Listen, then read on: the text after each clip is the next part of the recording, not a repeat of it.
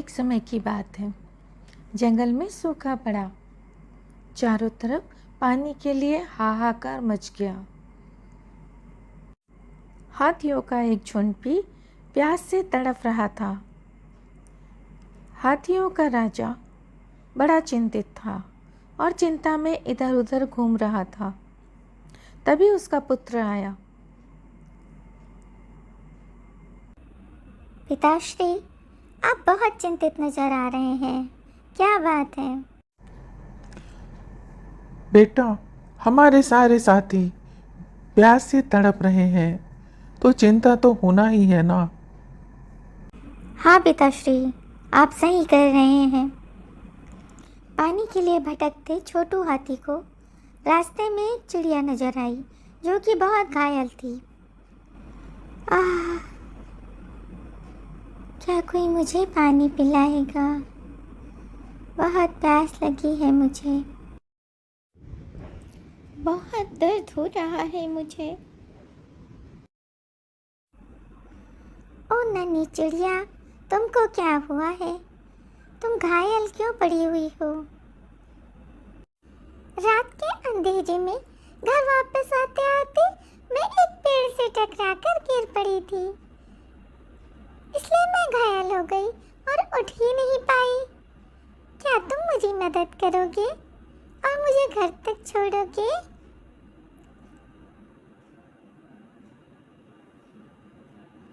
हाँ हाँ, जरूर छोड़ दूंगा। आओ, मेरे सूंड में बैठ जाओ।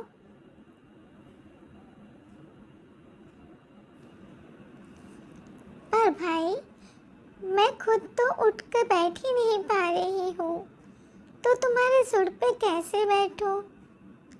ओह, रुको, मैं खुद ही तुम्हारी सहायता करता हूँ।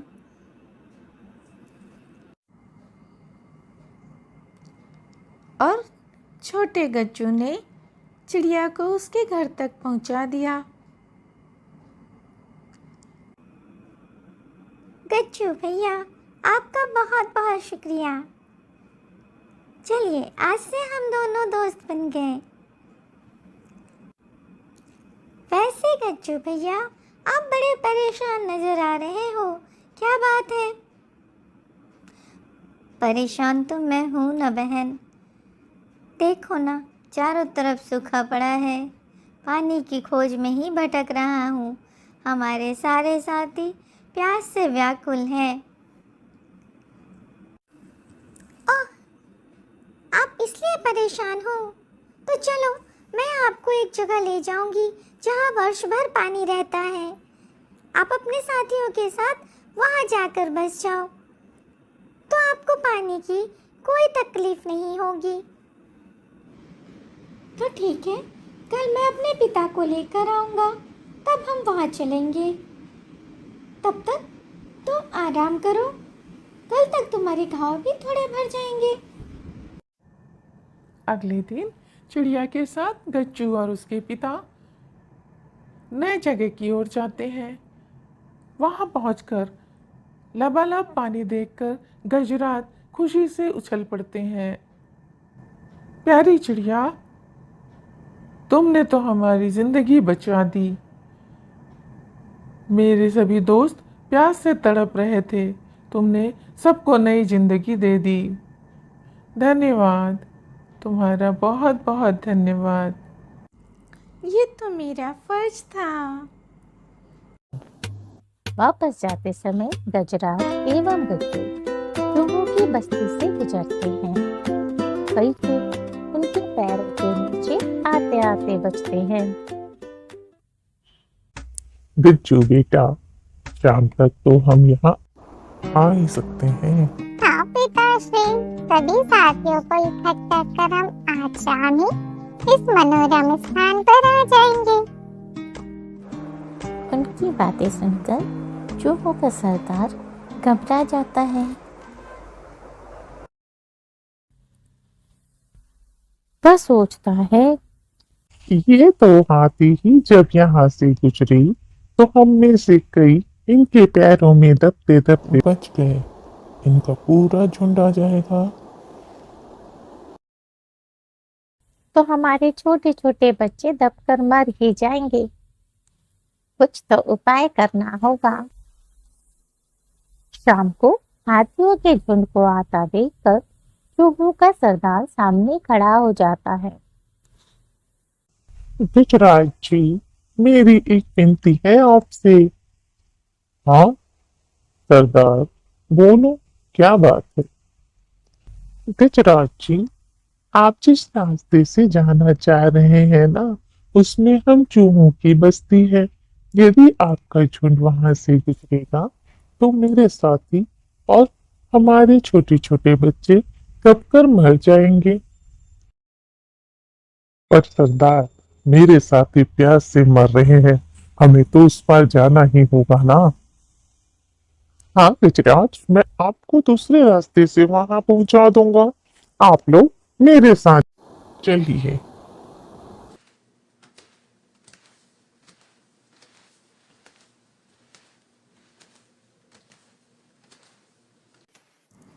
हाँ तो गजराज, मैंने मैं आपको आपको और आपके आपकी जगह साथियों को पहुंचा दिया। अब यहाँ आप लोग पहुंचा यहाँ दिया पर सुरक्षित। सुखपूर्वक रहिए। अब आप लोग यहाँ सुखपूर्वक रहिए गजराज और और उसके हमें भी साथी तालाब खुश के पास रहने दीजिए। सुखपूर्वक प्रसन्नता पूर्वक रहने लगते हैं। यहाँ उन्हें हमारी सलाह मानने पानी और फलों की कोई कमी नहीं थी। और हमारे जान की परवाह करने के लिए आपका बहुत बहुत धन्यवाद। इतना पानी और हरियाली देखकर गजराज और उसके साथी बहुत ही खुश थे।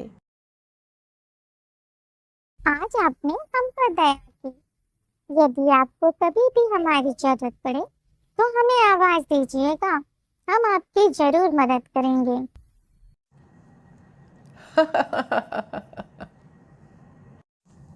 तुम इतने एक समय की बात है, एक जंगल में एक बहुत ही खूंखार शेर राज करता था।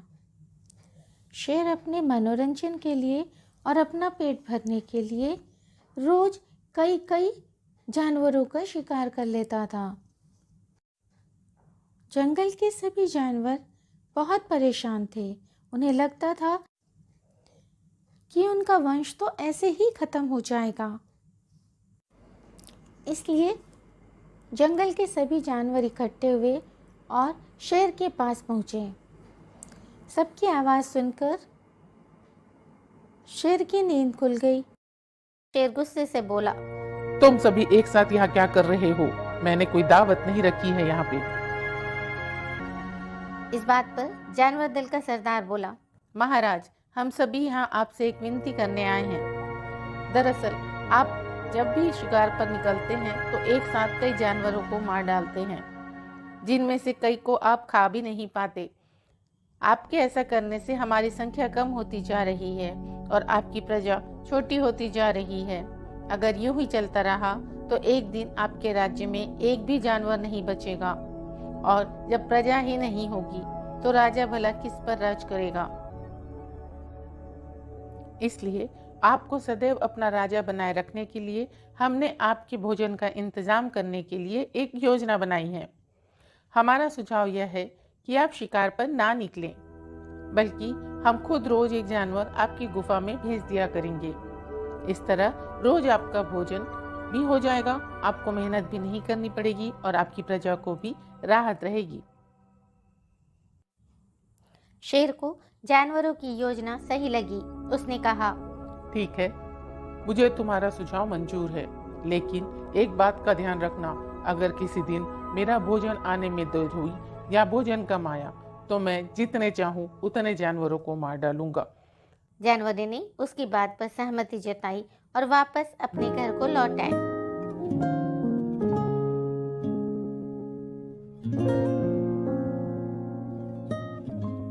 उस दिन के बाद से हर रोज एक जानवर शेर की गुफा में पहुंच जाता और शेर उसे मारकर अपना भोजन बना लेता। एक दिन रानी खरगोश की बारी आई। रानी खरगोश बहुत ही बुद्धिमान थी। वह सोची कि रोज शेर के हाथों एक जानवर मारा जाता है, यह तो गलत है। इस परेशानी का समाधान करने के लिए कोई चाल चलनी पड़ेगी। रानी खरगोश को अपने बच्चों का भी ख्याल आया। मेरे बच्चे तो अभी बहुत छोटे हैं, वो तो मुझे छोड़कर एक पल भी नहीं रह पाते। इनको यदि मैं सुरक्षित नहीं रख पाऊँ तो मैं योजना भी नहीं बना पाऊंगी। मुझे सोचने के लिए थोड़ा सा ठंडे दिमाग का काम लेना पड़ेगा। रानी खरगोश अपने दोनों बच्चों को पास में रहने वाली मोनू बिल्ली के पास ले गई। मोनू बहन, आज शेर के पास जाने की मेरी बारी है। मैं जा रही हूँ वहाँ पर मैं वापस जरूर आऊँगी। तब तक मेरे बच्चों को आप देखना। हाँ रानी, मैं जरूर इनका देखभाल करूँगी और मुझे यकीन है कि तुम जरूर वापस आओगी। रानी खरगोश धीरे धीरे घूमते फिरते शेर की गुफा तक पहुंची। वहां पहुंचकर उसने देखा कि शेर गुस्से से आग बबूला हो रहा है। शेर ने जैसे ही रानी खरगोश को देखा, उसका गुस्सा और बढ़ गया। वह दहाड़ कर बोला, तुम जरा से खरगोश से मेरा क्या पेट भरेगा? ऊपर से इतनी देरी से आई हो। पता नहीं मुझे कितनी जोर से भूख लगी है, कहाँ मर गई थी, और तुमसे मेरा पेट कैसे भरेगा? शेर को तिलमिलाया हुआ देखकर रानी खरगोश बोली, महाराज, मैं आपकी सेवा में अकेली नहीं आ रही थी, बल्कि मेरे साथ मेरे पास साथी और भी थे। लेकिन महाराज, रास्ते में हमें एक और शेर मिल गया जो हमें खाने की जिद करने लगा। वह मेरे साथियों को मारकर खा गया। मैं किसी तरह अपनी जान बचाकर यहाँ आई हूँ। यह सुनकर शेर को ज्यादा गुस्सा आ गया। वह बोला, एक और शेर? कौन है वह और मेरे जंगल में क्या कर रहा है? खरगोश ने कहा, महाराज, वह बहुत बड़ा शेर है और जब मैंने उससे कहा कि तुम हमारे महाराज का भोजन खा रहे हो, तो वह बोला, आज से मैं तुम्हारा महाराज हूँ और मेरे अलावा इस जंगल में कोई और शेर नहीं रह सकता। मैं सबको मार डालूंगा। फिर आपको लड़ाई के लिए ललकारने के लिए उसने मुझे यहाँ भेज दिया। अच्छा, ऐसी बात है तो मैं भी तो देखूं ये कौन शेर है जो मेरे जंगल में आकर मुझे ही ललकार रहा है। ले चलो मुझे उसके पास। शेर ने गरज कर बोला और खरगोश के साथ चल दिया। रानी खरगोश उसे जंगल के बीच मौजूद एक कुएं के पास ले गई और बोली, महाराज, वो इस गड्ढे के नीचे गुफा में रहता है। आपको आता देख शायद वो अंदर घुस गया। दूसरे शेर को देखने के लिए जैसे ही शेर ने कुआं में झांका तो उसे अपनी परछाई दिखी और उसने समझा कि वह दूसरा शेर है। इसके बाद उसने दूसरे शेर को ललकारने के लिए जब दहाड़ मारी तो उसकी दहाड़ गूंजकर उसे सुनाई दी। उसे लगा कि वह दूसरा शेर भी उसे ललकार रहा है। बस इतने में शेर को गुस्सा आ गया और उसने कुएं में छलांग लगा दी। छलांग लगाते ही शेर कुएं की दीवार से टकराया और पानी में गिरकर मर गया। यह खबर जब जंगल की बाकी जानवरों को मिली तो सारे बहुत खुश हुए और रानी खरगोश की जय जयकार करने लगे। रानी खरगोश वापस अपने बच्चों के पास आई और खुशी खुशी रहने लगी। इस कहानी से हमें ये शिक्षा मिलती है कि मुश्किल से मुश्किल परिस्थिति में भी दिमाग शांत रखने से हर कठिनाई को आसानी से सुलझाया जा सकता है।